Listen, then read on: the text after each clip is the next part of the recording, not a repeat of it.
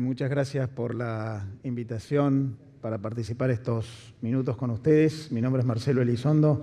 Me han pedido que comparta algunas ideas, un poco de información sobre cómo proceder a la inserción productiva, económica, sea vía comercio, sea vía inversiones, desde la Argentina en el mundo, considerando que el mundo está cambiando y seguramente la Argentina, en un proceso de inicio de una nueva etapa política, también estará sufriendo algunos cambios en lo inmediato. De modo que trataré de compartir con ustedes distintos escenarios que hay que considerar para proceder a esa inserción, tanto analizándolo desde la perspectiva de las políticas públicas como desde la perspectiva de las empresas. Déjenme ir acompañándome de algunas imágenes que traje para hacer más gráficas las ideas que quiera transmitirles. Primer escenario, voy a trabajar en 4 escenarios posibles, son unos pocos minutos, no se preocupen, no será extenso y si es muy extenso me van a venir a buscar y me van a sacar de acá. Primer escenario, el escenario internacional desde la perspectiva de la relación entre los países, desde la perspectiva de la geopolítica. La verdad es que como todos sabemos, leemos los diarios regularmente, el mundo está en una etapa de cambio. Me gusta calificarlo en estos 5 planos. Primero, los países ya no cooperan, compiten, lo que podemos llamar el competitivismo. Un escenario que además nos trae más fricción, pujas entre los países por defensa de intereses, se mezcla lo geopolítico, el poder, el acceso a recursos económicos, incluso comerciales, como instrumentos de disputa. Una creciente politización, ya no hay solo negociaciones por intereses económicos o comerciales, sino mezclar los intereses del poder, una notable inestabilidad en el escenario de las políticas, pero también en los efectos, inestabilidad en las cotizaciones, en los tipos de cambio, en los precios internacionales y finalmente una desinstitucionalización, aquellos institutos multilaterales, organismos que han sido creados para tratar de generar un espacio de cooperación y de confluencia han perdido legitimidad. Y este escenario, mucho más conflictivo, mucho menos confortable para el desarrollo de negocios internacionales, es el que finalmente tenemos y el que tenemos que plantearnos como espacio para el desarrollo de políticas públicas o de estrategias de negocios. Vean ustedes en pantalla en este momento lo que podríamos llamar el índice de volatilidad política, incertidumbre política, que crece fuertemente acá al final. En los últimos tiempos, la incertidumbre política producida por episodios que conocemos, la guerra comercial, las disputas vinculadas con el Brexit, los efectos de las pujas de poder en el estrecho de Hormuz, una enorme cantidad de controversias, incluso hemos visto las discusiones entre el presidente Macron y el presidente Bolsonaro relativas al Amazonas, pero con impacto en la negociación Mercosur-Unión Europea. Todo eso va generando una creciente incertidumbre política. El escenario se mueve y es en ese marco en el cual los países y las empresas tienen que llevar adelante negocios. No es tan sencillo como antes. De hecho, ustedes tienen en este momento una lista de 14 casos de países que están entre los 30 principales del mundo en términos económicos, países que están con algún grado de controversia internacional que tiene impacto económico. De las 30 economías más importantes del mundo, 14 están con algún grado de conflicto, las que mencioné y algunas otras. Ahí tienen a la gente marchando en las calles en Hong Kong o a Irán influyendo en la geopolítica con impacto, por ejemplo, en el negocio del petróleo. Esos 14 países que están generando algún grado de conflicto con impacto económico representan más del 60% del Producto Bruto Mundial. De modo que este escenario de controversia es un escenario en el que se mezcla la política y la economía, los negocios y el poder. Ahora, dice el Foro Económico Mundial que tenemos 4 posibles espacios de trabajo ante esta circunstancia que hemos descrito. El primero, el que muestra ahí a la izquierda arriba, escenario posible. Hay un impacto de la política en obstáculos al comercio, proteccionismo, obstáculos en frontera, pero la tecnología de todas maneras supera esas controversias y los negocios continúan. Escenario posible 1. Escenario posible 2. La verdad es que esos conflictos generan obstáculos en frontera y eso termina obstruyendo tanto el comercio como el Producto Bruto Mundial. Segunda opción de las que puede ocurrir. Escenario posible 3. El ideal, el menos probable. Los países van a volver a cooperar y van a abandonar estas pujas y esta fricción y vamos a tener un escenario parecido al de algunos años en el que el piso parece estar más estable, el menos probable. Escenario posible 4, que yo lo tengo marcado acá porque parece que es el que la Argentina ha optado. Dentro de este escenario de conflicto y de controversia hay bolsones de acuerdo. El acuerdo entre el Mercosur y la Unión Europea parece ocupar este cuarto cuadrante. Dentro de un espacio internacional de controversias y de conflictos, algunos deciden cooperar entre sí aún a título regional y sin un patrón internacional, y allí esos bolsones de acuerdo son los que van permitiendo avanzar en el desarrollo de negocios, al menos focalizados y localizados. Ahí encuentro tanto el acuerdo entre el Mercosur y la Unión Europea como otros acuerdos que ustedes ven que están planteándose en estos momentos. Hace pocos días el gobierno de Brasil, el gobierno de los Estados Unidos, el 1 de agosto, comenzaron un proceso de negociación que parece ir en el mismo sentido, acuerdo bilateral. ¿Por qué entonces empiezan a aparecer estos bolsones de acuerdos parciales? Bueno, porque la prueba indica que generan impacto favorable en el desarrollo del comercio y las inversiones. La verdad es que, como vamos a ver en breve, finalmente la globalización económica sigue avanzando, el comercio sigue avanzando, quizás más obstruido, menos veloz, pero sigue avanzando. Y la verdad es que en ese cuarto cuadrante que veíamos, que parece ser el que el Mercosur ha elegido recientemente en su acuerdo con la Unión Europea, lo que vemos son muchísimos casos de acuerdos entre países que van generando este mecanismo, este puente para el avance del comercio y las inversiones. Ustedes tienen en pantalla en este momento la evolución de la cantidad de acuerdos de apertura recíproca que entre los países del mundo está ocurriendo. En este momento hay más de 445 acuerdos notificados a la Organización Mundial de Comercio, acuerdos que no solamente reducen aranceles, sino que van creando confluencias regulatorias, van creando más que mercados, ambientes de negocios entre los que firman ese tipo de acuerdos de apertura recíproca y son hoy los grandes espacios de generación de comercio.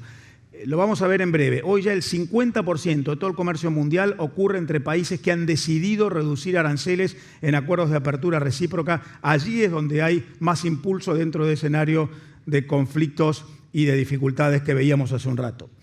De modo que ese primer ámbito que hay que analizar, el de la influencia de la política, se complementa con un segundo ámbito, que es el de la mezcla entre la evolución tecnológica y la nueva matriz de la producción y el comercio internacional. 4 características en este segundo ámbito de análisis. La globalidad pervive. El año pasado el comercio internacional llegó a un récord nominal de 25 billones de dólares sumando bienes y servicios. Lo vamos a ver en breve. Los negocios siguen ocurriendo. Segundo, sí hay una disrupción tecnológica constante. Yo diría, a la inestabilidad que produce la política que veíamos antes, hay que sumarle la inestabilidad, en mi opinión, más grave, con más impacto, de la disrupción tecnológica que afecta la matriz de los negocios internacionales. Tercero, vinculado con esto, una economía que se intangibiliza. La matriz de la globalización hoy son los intangibles. Es el conocimiento, es la información, es la propiedad intelectual, son las patentes, es la capacidad de certificar estándares, cumplir normas, es el know-how. Allí es donde va avanzando hoy la globalización mucho más que en el tradicional comercio de bienes físicos. De modo que estamos ante una internacionalización sistémica, vinculación de comercio con inversiones y compleja por la cantidad de factores que van influyendo.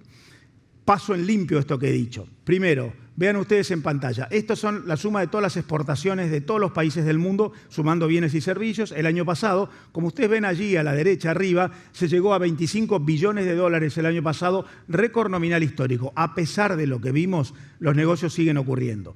Segundo, como les mencioné antes, ya el 50% de todo el comercio que ocurre en el mundo entre países, bienes y servicios, ocurre entre países que han celebrado algún tipo de acuerdo de apertura recíproca, algún tipo de eliminación de obstáculos en frontera y de confluencia regulatoria para generar esos ambientes propicios para el desarrollo de negocios. Tercero, como les mencioné recién, vean ustedes que lo que más crece son los intangibles en el comercio internacional. Es, en términos relativos, mucho más dinámico el crecimiento de el comercio basado en licencias, en cumplimiento de estándares, en conocimiento, información, know-how, en propiedad intelectual, en royalties, en patentes. Es por ese lado que la globalización incluso se anticipa y hasta supera los obstáculos que están puestos en marcha a través de instrumentos más pensados en el comercio de los físicos. El comercio de servicios crece más que el comercio de bienes y todo aquello que se vincula con los intangibles impacta más que el comercio tradicional que motorizó la globalización del siglo XX, que fue el del comercio de los bienes físicos. De hecho, esta ilustración me parece muy elocuente. El capital intangible, ese que se refiere al valor que se genera a través de los intangibles que he mencionado recién, los vinculados con el conocimiento y la información, el capital intangible duplica el valor que genera el capital tangible, el de las máquinas y aparatos tradicionales, en el comercio internacional. Probablemente por esto los obstáculos en frontera tienen menos impacto, pero probablemente es por esta vía a través de la cual tanto las empresas, aún las que se dedican al comercio de bienes físicos, que tienen que acompañarlo con el desarrollo de intangibles que generan valor, o los países, a través de sus políticas públicas, tienen que ir avanzando en la promoción de este tipo de negocios internacionales. Más aún, no solamente crece cada vez más el comercio de servicios, crece en términos porcentuales más que el de bienes físicos. Esto no quiere decir que el mundo comercie más servicios que bienes. Eso está controvertido. Según la OMC, el comercio de bienes supera el de servicios en cantidad de dólares facturados. Pero hay una buena cantidad de papers, uno muy interesante del McKinsey Global Institute, que dice que estamos midiendo mal y que en realidad si midiéramos bien, el comercio de servicios ya superaría al comercio de bienes, incluso en cantidad de dólares que surgen del valor económico generado. Pero además de eso, además de la distinción entre bienes y servicios, lo que está ocurriendo es cada vez más servicios incorporados en los bienes.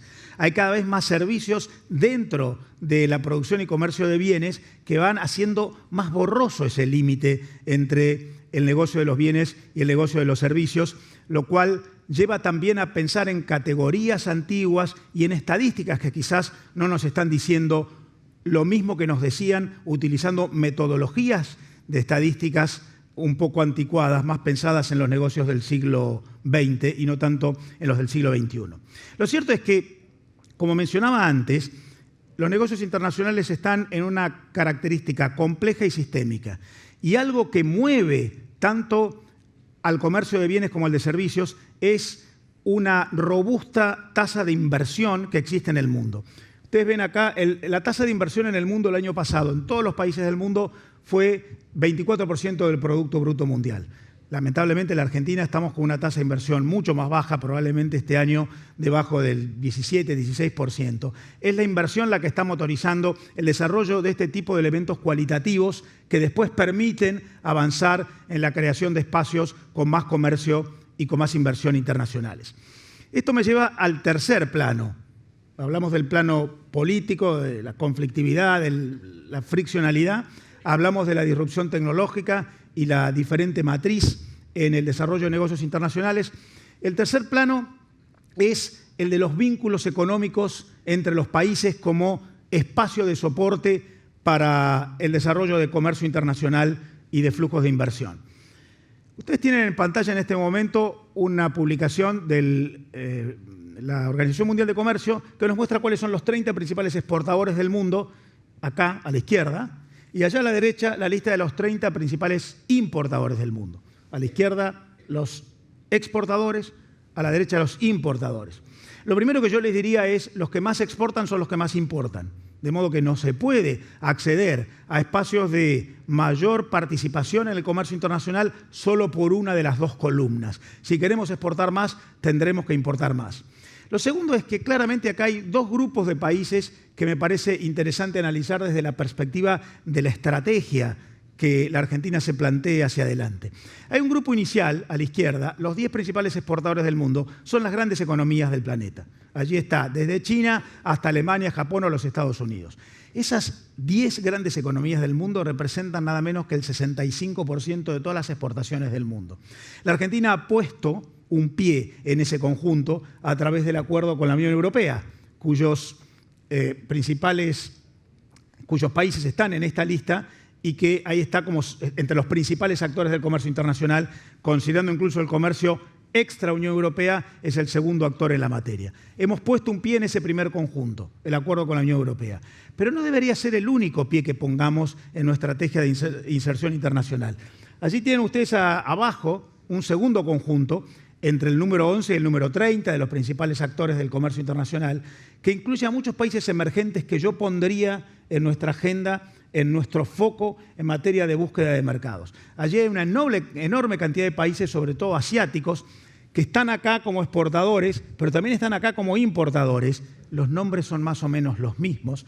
Países que, como ustedes ven, incluyen a Vietnam, Tailandia, Indonesia, Filipinas, muchísimos países, Singapur, Hong Kong, muchísimos países de tamaño mediano con enorme complementariedad con la Argentina. Mi recomendación sería, además de lo que hemos hecho con el primer grupo, avancemos con el segundo grupo. Allí tendremos mucho más fluidez posible en el desarrollo de negocios nuevos. En términos estratégicos, yo creo que tenemos que mirar ahí como complemento, no como exclusión de lo que ha sido hecho. De hecho, si ustedes miran esta proyección, que es una prognosis, ustedes ven que lo que el mundo está previendo es que los países desarrollados, en particular la Unión Europea, no van a ser los más dinámicos en la generación de incremento de los flujos de comercio internacionales a futuro, sino que serán muchos emergentes los que serán más dinámicos, por lo que podemos entrar, como hemos entrado en la Unión Europea a través del acuerdo, porque hemos accedido a un mercado que ya es muy poderoso, el 20% del comercio mundial, pero en términos de dinámica y de flujo hacia adelante, yo miraría en esos nuevos emergentes que se han convertido en grandes actores del comercio internacional. Algunos de ellos con niveles de exportaciones o de importaciones que superan hasta su Producto Bruto medido en dólares. Ahora bien, si es cierto que hay un enorme potencial en muchos emergentes, y yo miraría ahí como foco, también es cierto que como dos caras de la moneda de los negocios internacionales, además del comercio hay que mirar los flujos de inversión. La Argentina hace rato que viene tratando de convocar a la inversión internacional, sobre todo considerando que somos un país que además de tener una muy baja tasa de inversión interna bruta fija y de tener una baja recepción de inversión internacional, somos un país con una baja tasa de ahorro institucionalizado, por lo que la inversión extranjera tiene en términos relativos una importancia todavía mayor. Ustedes tienen acá en pantalla los principales inversores externos en el mundo. En el mundo hay más o menos 33 billones de dólares hundidos como stock de inversión extranjera, inversión que los países, las empresas de los países, han hundido fuera de sus países. Como ustedes ven ahí arriba, la Unión Europea es el principal inversor externo en el mundo. Tiene 9,5 billones de dólares de los más de 33 que hay hundidos en el mundo. En materia comercial, miremos a los emergentes. En materia de promoción de inversiones, son básicamente los desarrollados. Después está desagregado Alemania, Holanda, Suecia, Francia. Los europeos son grandes inversores. Allí me parece que hay otro foco que hacer. Probablemente miremos más a las grandes economías del mundo, aquellas que estaban en el 10% inicial de la lista anterior que estaba en pantalla, por el lado de la inversión, que probablemente no va a venir de los emergentes que sí pueden plantearnos oportunidades comerciales. Dos caras de una misma moneda. Y para entrar en el final de esta presentación, después de los 3 capítulos que mencioné recién, el cuarto capítulo tiene que ver con la Argentina. A dónde estamos y qué deberíamos hacer nosotros para entrar en ese escenario que describí, complejo, friccional, de disputas políticas que afectan la economía, pero también de disrupción tecnológica, de modificación de la matriz de los negocios y de un mapa en el mundo en el cual hay distintas regiones emergentes, desarrollados, algunos más dinámicos, otros menos, agenda de inversión, agenda de comercio. ¿Dónde está la Argentina y hacia dónde deberíamos dirigirnos? Bueno, ¿dónde estamos? Estamos mal. Ustedes tienen en este momento en pantalla, de todos los países de nuestro continente, el ratio exportaciones-producto bruto el año pasado. Esto es una relación entre el nivel de exportaciones de bienes y servicios medidos en dólares con el Producto Bruto medido en dólares. Como ustedes ven ahí, el año pasado la Argentina fue el país de menor ratio exportaciones PBI de toda la región. De hecho, también verán en pantalla que Brasil está muy cerca. El Mercosur ha sido un bloque que se ha mirado a sí mismo, que no ha logrado vincularse con el resto del planeta y que ha desarrollado una muy débil vinculación comercial externa. De modo que el punto de partida es, estamos muy abajo. Nosotros somos un país que exportamos poco y que importamos poco. Con el ajuste cambiario que hemos tenido últimamente, ese ratio a nosotros hoy nos daría mejor. Nos daría bastante mejor porque el PBI medido en dólares ha caído. Sin embargo, no llegaríamos aún después del ajuste cambiario reciente a el nivel de Latinoamérica en general, que es 24%. Aún después del ajuste estaríamos por debajo de del ratio de todo el continente. Vean ustedes en pantalla en este momento la participación de la Argentina en el comercio mundial, que eso ya no depende de cómo nominamos el PBI en dólares y cómo vinculamos las exportaciones con el PBI nuestro. Esta es la Argentina como exportador mundial. La Argentina en los años 50 del siglo pasado explicaba casi el 1% de todas las exportaciones mundiales. La Argentina llegó a explicar más del 2,5% en la primera parte del siglo pasado. Hoy la Argentina explica el 0,3% de todas las exportaciones mundiales. Cuando yo nací, la Argentina explicaba el 0,8% de todas las exportaciones mundiales, hoy explica el 0,3%. De modo que claramente el punto de partida es bajo porque hemos perdido capacidad de acceder al mundo a través de negocios que generan valor, como los que veíamos acá en ese relevante y muy interesante panel que nos mostraron antes. Una de las manifestaciones de esa debilidad es que no solamente exportamos poco en términos nominales, sino que la calidad de la inserción de la Argentina en los negocios internacionales es bastante deficitaria. Yo diría es antigua. El mundo se mueve a través de lo que se conoce como cadenas regionales de valor o cadenas globales de valor. Cadenas que ya no son iguales que lo que eran hace 20 años. Hoy, como decía antes, las cadenas globales de valor están muy impulsadas por la inversión y por los intangibles. Bueno, la participación de nuestras exportaciones en las cadenas internacionales de valor es muy débil. Vean ustedes la flecha azul que yo les muestro. Estos son los países emergentes y la participación de sus exportaciones en las cadenas regionales de valor. Nosotros estamos entre los países con menos participación de nuestras exportaciones, menos acceso de nuestras exportaciones a las cadenas regionales de valor. Esto implica todavía tenemos mucho negocio a la antigua, el negocio spot, el negocio voy, vendo, cobro y vuelvo. Una cadena regional de valor es un sistema de vinculación de empresas que actúan de manera iterativa a través de vínculos constantes, de arquitecturas vinculares que plantea planeamiento a largo plazo y no solamente operaciones en el presente. De modo que además del número, lo que hay que corregir es la metodología, el modo a través del cual nuestras empresas se vinculan con los negocios internacionales. Lo cual nos lleva entonces otra vez, ya aplicado a nuestro país, a la segunda cara de la moneda. Además de ser un país que exportamos poco, y acá no traje lo que nos daría igual, los niveles de importaciones, que son también muy débiles, exportamos e importamos poquito. Además está el tema de la inversión extranjera directa. Para evitar hablar de flujos, que depende mucho del resultado de cada año, yo les traje acá el stock de inversión extranjera directa hundida en los países de la región. Esto es lo que ya está hundido y acumulado.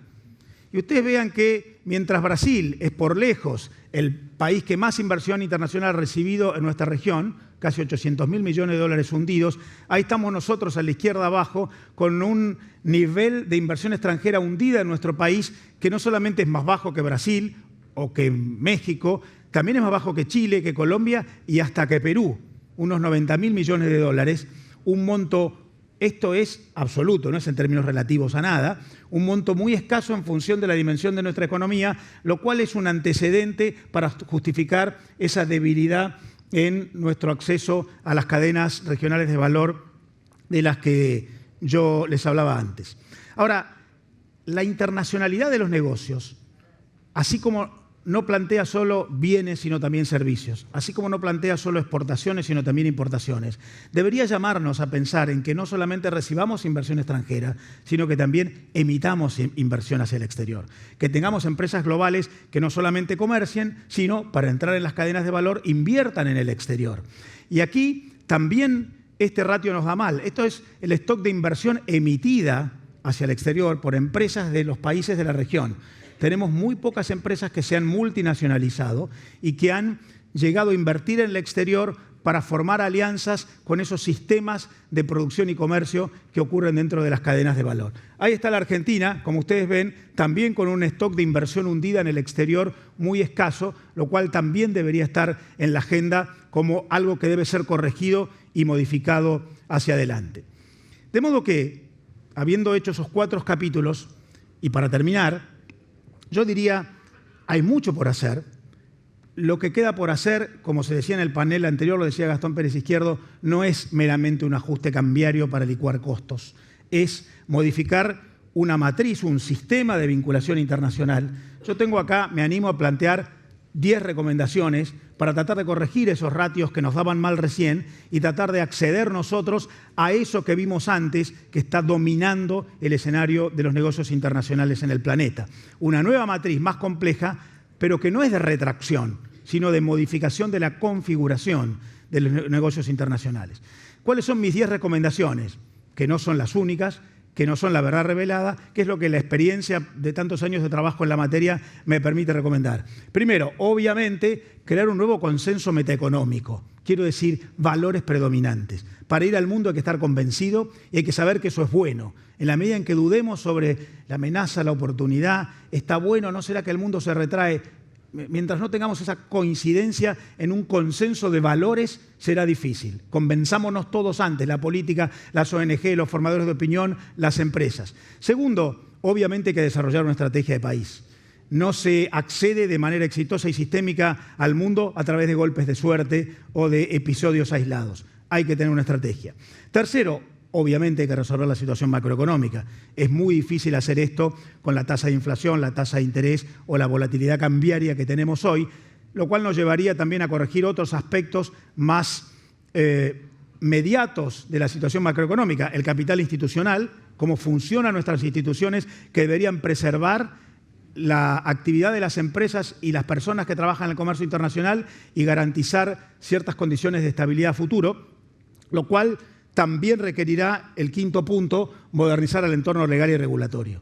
Se habla de la legislación laboral, yo diría también la legislación tributaria, la legislación administrativa que afecta el desarrollo de muchos negocios, de muchas actividades, como los 4 casos que vimos recién en el panel anterior.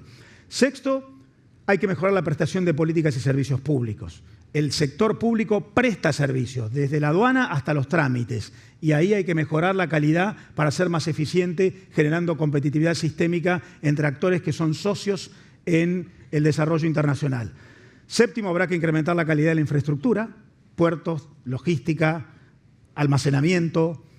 Octavo, desarrollar atributos competitivos de empresas. No solamente se trata de mejorar lo que la política pública haga, también las empresas que desarrollen calidad en virtudes competitivas a través de conocimiento incorporado en sus procesos de producción, a través de la innovación, a través de la tecnología, de mejores estrategias internacionales de las empresas, de capacidad negocial para insertarse en cadenas internacionales. Los atributos de las empresas, sobre todo en un país como el nuestro, que es un país de pymes, que tiene muy pocas empresas internacionales, son muy relevantes. La Argentina, dicen las estadísticas, hay unas 7.000 empresas exportadoras, pero empresas que exportan más de 10 millones de dólares son menos de 400.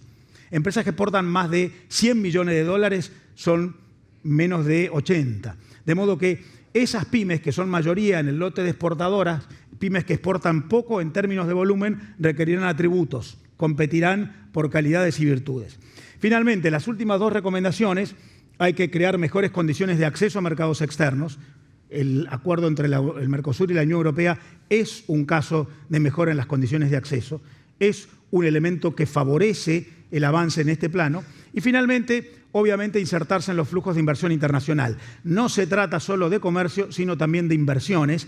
El mundo es sistémico, el mundo es complejo, el mundo requiere promover empresas más que promover productos. El mundo requiere alianzas entre compañías que actúan más allá de las fronteras a partir de la generación de valor, que es lo que hoy hace a un país diferente en el plano internacional. Muchas gracias por la atención.